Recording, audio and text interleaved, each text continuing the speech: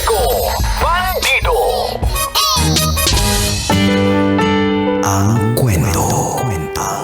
Mula sa mahiwagang burnay. Mula sa mahiwagang burnay.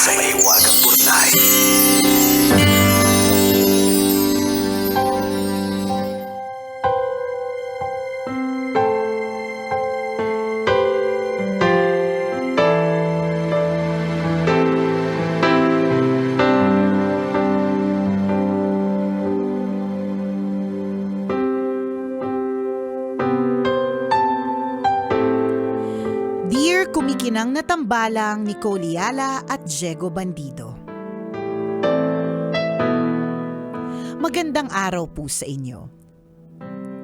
Itago niyo na lang po ako sa pangalang Mary. Matagal niyo na po akong tagapakinig at ngayong may podcast na kayo, kasama ko na kayo araw-araw. Nakahanap po kasi ako ng kakampi sa inyo. Wala naman po sa plano ko ang sumulat. Pero kapag mabigat na po siguro talaga ang dalahin sa dibdib, kusa ka na lang hahanap ng makikinig. At para sa akin, kayo po yun. Ganito po kasi, dito po ako sa ibayong dagat bumuo ng sarili kong pamilya. Kakapanganak ko lang po last year. May mga araw na masaya, yung tipong tititigan ko lang si baby, wala na lahat ang pagod ko. Pero may mga araw din tulad ngayon na parang biglang may makapal na ulap na bumabalot sa akin. Magkasamang anxiety at lungkot na hindi ko maipaliwanag. Ang hirap pala ng walang support system. Kaming mag-asawa lang ang nagtutulungan. Salita naman kami sa pag-aalaga pero minsan kahit may katuwang ako, pakiramdam ko, mag-isa pa rin ako lalo na kapag pareho kaming pagod. Sa araw-araw halos wala na akong pahinga. Kapag nagluluto ako, karga ko si baby sa carrier. Kapag naglilinis, nasa bouncer siya habang pilit kong pinagsasabay ang lahat. Kahit simpleng paliligo minsan nagmamadali ako kasi baka umiyak siya. Hindi ko siya maiwan kahit saglit. Lagi ko siyang kasama. Hindi ko naman ikinagagalit yon dahil mahal na mahal ko lang ang anak ko. Kaya lang lately nararamdaman ko yung sinasabi nilang nakakaubos ang sobrang pagbibigay ng pagmamahal. Wala na kasing natitira para sa sarili ko. Napapatanong tuloy ako kung kailan ba ulit ako magiging ako. Yung hindi lang nanay at asawa, kung hindi si Mary na may sariling oras para sa sarili niya. Nakaka-guilty mang aminin, may mga sandali na gusto ko lang ng kahit isang oras para sa sarili ko. Isang oras na walang umiiyak at walang kailangang gawin. Pero kapag naiisip ko yon, nagigilty ako. Para bang bawal mapagod at mga ilangan. Ngayon po mas lalo akong nababalisa kasi malapit na akong bumalik sa trabaho. May option naman na mag-daycare o kumuha ng babysitter kahit ilang oras, pero bilang nanay ang hirap magtiwala ng buo. Ibang tao sila. Hindi sila pamilya, hindi sila ako. Hindi naman option na tumigil ako sa trabaho. Kailangan kong kumita at tumulong sa pagbabayad ng bills. Namiss ko tuloy bigla ang nanay. Ulila na kasi ako at walang matakbuhan. Wala na akong nanay na matatawagan para sabihing pagod na ako. Ramdam ko tuloy yung kawalan. Kung buhay pa sana siya, mayayakap sa akin at magpapaalalang kaya ko. Nakakamiss pala yung may nag-aalaga sa'yo kahit matanda ka na. Anyway, salamat po sa pagbasa ng sulat ko. Gumaan po ng konti ang pakiramdam ko matapos kong ibahagi sa inyo ang pinagdadaanan ko. Nailabas ko po yung bigat na matagal ko nang kinikimkim. Kahit paano, nararamdaman ko po na hindi ako nag-iisa. Malaking bagay po ang mga kwento, tawanan at payo nyo sa mga tulad kong malayo sa pamilya. Sana balang araw, matutunan kong yakapin hindi lang ang pagiging nanay, kung hindi ang pagiging ako. Ang inyong kumikinang na tagapakinig, Mary.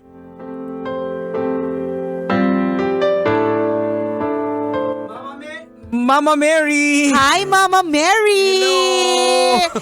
Salamat sa pag-send ng story. Isang karangalan na makatanggap ng sulat ng humihingi ng advice sa atin si Mama Mary. Yan. Okay. Mom Guilt. Yan ang title ng kwento na Mahiwagang Burnay. Obviously, isa pa lang ang kanyang anak. Kasi pag nakadalawa ka na, medyo nasasanay ka na you know the drill na you know the drill, 'di ba? Kaya nga meron akong nabasa one time na isang meme na kung halimbawa meron kang bisita, tapos gusto mong ipakita sa bisita sa bahay kung paano mo napalaki ng maayos ang iyong mga anak. Ang una dapat ang tanging ilalabas mo ay ang unang anak. Kasi daw yung panganay, diyan yan talagang pinagbuhusan ng atensyon, pansin, lahat ng mga first time sa kanya, pero lahat din ng mga basta lahat, 'di ba? Kaya nga doon sa panganay nandiyan sa kanya lahat ng bago 'di ba? Pagdating ng pangalawa kasi minsan, di naman sa pinapabayaan yung pangalawa yung mga pangalawa naman kay sensitive diyan. 'Di ba? It's just that medyo kahit papaano naranasan na doon sa una. So yung mga pagbili ng mga bagay na hindi kailangan. Nagre-recalibrate ka, 'di ba? So, ganun, I guess why I'm saying this is of course kasi pag unang anak, parang lahat buhos talaga diyan Hindi naman natin sinasabi porke isa or limang anak may mas magaling, hindi lang. Kaya lang talagang sadyang kapag kauna talaga may mga panibago kang nararamdaman, and one of which is mom guilt. And mom guilt is real. And just to let you know, hindi lang ikaw yung nakakaranas ng sana mabigyan yung sarili ng isang oras ng walang ingay. Kung ikaw ay isang nanay, malamang ang algorithm mo ay puro mga nanay memes, nanay videos, ganyan. Marami kang mapapanood na meron isang ako napanood nanay kuno-kuno. Obviously siya parang skit. Ang inano sa kanya is kinidnap daw yung nanay. So nung kinidnap yung nanay, sabi sa kanya nung kidnapper, "Diyan ka lang. Wala kang ibang gagawin kundi humiga lang. Humiga, tapos bibigyan kita ng pagkain. Wala kang gagawin." Ganyan kinidnap. Kinidnap to, may kidnapper. Yung sabi nung nanay, "Ay talaga? Pwede ba mga ko dito 6 months?" 'Di ba? Ang ibig sabihin ng video na 'yon? Ibig sabihin, there are moms, there are parents, hindi lang naman moms pati even dads na sometimes they long for the days na walang gulo, walang ingay, 'di ba? Pero ako para sa akin, namnamin mo talaga yan because they grow up so fast. As in. The days are long but the years are short. Totoo yan. Apakahaba ng araw. Parang, ang haba-haba ng araw na to. Ngayon ng mga bata. Wala na sila ibang ginawa kundi mag-away. Okay, ano ba to? Iyak ng iyak, di ba? Ano kakain ng kakain na naman, di ba? Pero ang haba ng araw, totoo. At parang feeling mo, ang bawat araw sobrang haba. Pero the years are short. Correct. Ang iksi ng taon. Yung malingat ka lang. Ito, I'm sure, mararanasan mo to, Mama Mary, na nagrereklamo ka sa pag-iyak, pag-atungal, pag-ungol ng mga bata, tas magugulat ka na lang graduate na ng grade 6. Yes, Magugulat ka na lang nagpumipili na ng course sa college. So just take each day at a time and enjoy every day. Yan. Normal lang naman na mapagod. Saka, okay lang yan. I was about to say that enjoy the process. Yes. Itong feeling na to kasi pag lumaki na yan, hindi na sila kasing clingy, promise. mamimiss mo yung feeling na ganito mami. Yung makulit. Mami. Mga anak ko ganyan lalo na yung bunso. Ma'am, look. Tas kung finally, titingin ako, tas tumalon lang na maliit. So, nawala ako sa concentration ko sa ini-email ko para ipakita mo sa akin yung pagtalon.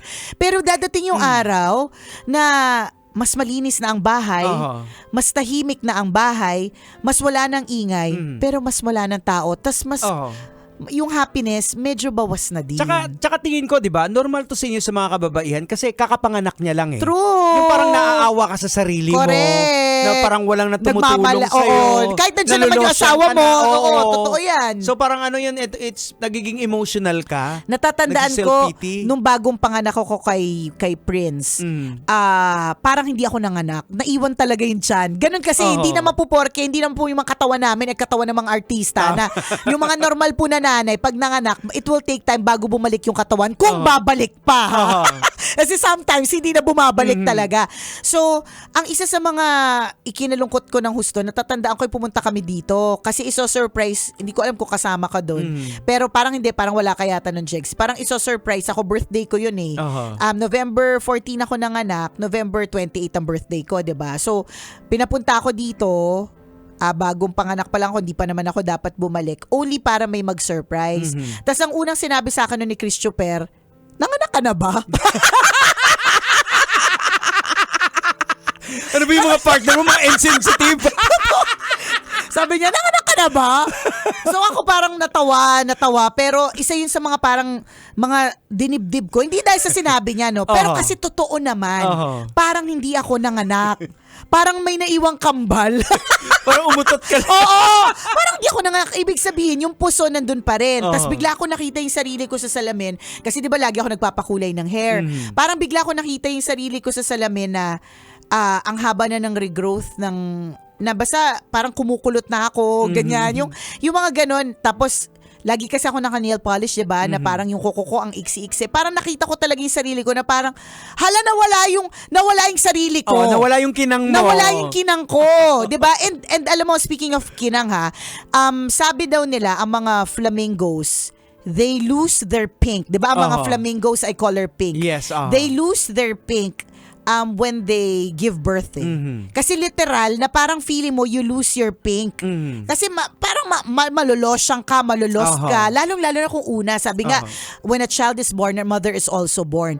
Ano yan biglaan lahat. So you will lose your pink, but eventually you will gain your pink back. So, Nakita mo, flamingos, pink pa rin naman sila eh. So yung katawan mo nagre-recalibrate siya diba? Kasi imaginein mo nagdala ka ng bata doon sa tiyan mo. Ng 9 na buwan. So nagbago yung ng katawan mo. Then pag nilabas siya, magbabago uli siya. Lahat And magbabago. It takes time. Correct. So don't be too hard on yourself, Mama Mary. Mama Mary. 'Di ba? Ano ka lang normal. Actually lahat ng nararamdaman mo ay normal. Yung mom guilt na yan, normal yan. Tsaka nagiging emotional kasi unang-una feeling mo wala kang katulong kasi ulila ka na eh. Oo, yun diba? din. Wala yung parents mo, yung parang Correct. wala kang somebody na paglalabasan ng sama ng loob mo.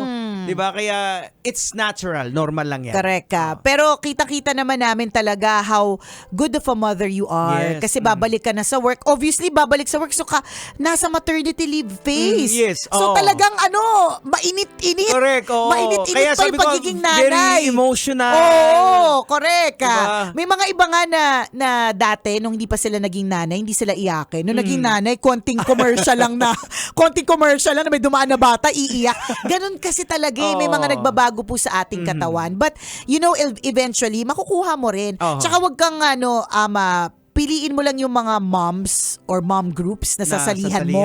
Kasi hindi po lahat will be beneficial to you. May mga other mom groups na you will feel bad. Kasi bakit sila nagagawa nila yon? Ako hindi. Lagi mo tatandaan, mom, to each his own. Kanya-kanya. Iba po tayo ng masweldo, texture ng katawan, laki ng pimple, itim ng kuyukot, 'di ba? Kinalakihan. So, iba-iba po tayo. Hindi natin pwedeng i-compare yung pagiging mom natin sa pagiging mom ng iba. So, piliin mo lang din yung mga i-follow mo na talagang feeling mo makakatulong sa'yo. Tsaka ako nakikita ko dito burnout to. So, kinakailangan i-share mo to sa asawa mo. I-verbalize mo sa kanya. Huwag mong hayaan na makita niya na medyo, 'di ba usually may mga ganyan kayong mood na mga kababaihan na gusto niyo yung parang out from your partner, yung lalapit sila ay okay ka lang ba? Magkaiba tayo mag-isip. Correct. Hindi mo i-expect na may isip nila yun Minsan akala nila dahil kinakaya mo, akala nila okay ka lang. So you need to verbalize to your partner na nahihirapan na ako. Feeling ko kasi yun yung dating Kahit nandiyan naman yung asawa ko, feeling ko alone ako. It might be hormonal kasi may ganyan akong pakiramdam dati na parang nandiyan naman silang lahat. Oo. And they're all very supportive. Feeling mo pinapabayaan ka. pero parang feeling ko pinapabayaan ako or feeling ko mag-isa ako. Oo. Pero literal na nandiyan naman sila. Oo. Super support naman always. Oo. Pero feeling ko mag-isa ako, it's hormonal. May mga Ayan. ganyan talaga. Pero kaya mo yan, mami. All you have to do is to ask. Oo. And i-verbalize mo yung correct. nararamdaman mo. Ito na lang ha, para to make you a little, to feel a little better. Diba, nakwento ko na to noon sa radyo, kukwento ko ulit para sa'yo. Nung minsan na pinag-toothbrush ko si Prince. 'Di ba? Sabi ni Prince, the toothpaste tastes different, ma'am. Ang nalagay ko po ay body wash. Sobrang absent-minded ko. Ang nalagay ko sa toothbrush ay body wash. Magkakulay po kasi sila eh. 'Di ba may ganon? 'Di ba na kung iisipin mo, ay, ano ba naman akong klaseng nanay? 'Di ba? Pabubulain ko pa yung ano, hindi ko pinagmamalaki 'yon. Pinagtatawanan ko na lang as part of my experience or charge it to experience. But of course, it's a learning curve for me. Pero I'm sharing it with you just to let you know na nobody is perfect. Kahit nakita nating Every mom naman may mga experience Oo, naman. Minsan, oo. mali yung pagtimpla ng gatas. Correct, yung may mga ganyan. ganon. May mga ganun talaga Oo. ma-eksena eh. And it's normal. Tao lang tayo, wala pong perpekto. Part na rin din ng maturity natin yan. Di ba? Pag-evolve natin as, lalo-lalo na sa'yo, Mama Mary, pag-evolve sa'yo as a mother. Kasi Yes. itong journey na to, kagaya ni si Rakitera, nakakausap natin na parang nag-iba na talaga yung perspective niya. Correct. Di ba? Parang nakakaramdam Nagbabago nun. talaga eh. Oo. Kasama pa rin ba ang tambalang kumikinang? Ako pong kumikinang ulo, Diego Bandido. At akong kumikinang ina mo, Nicole Liala. Kailangan pa bang i-memorize yan? Basic! This portion was brought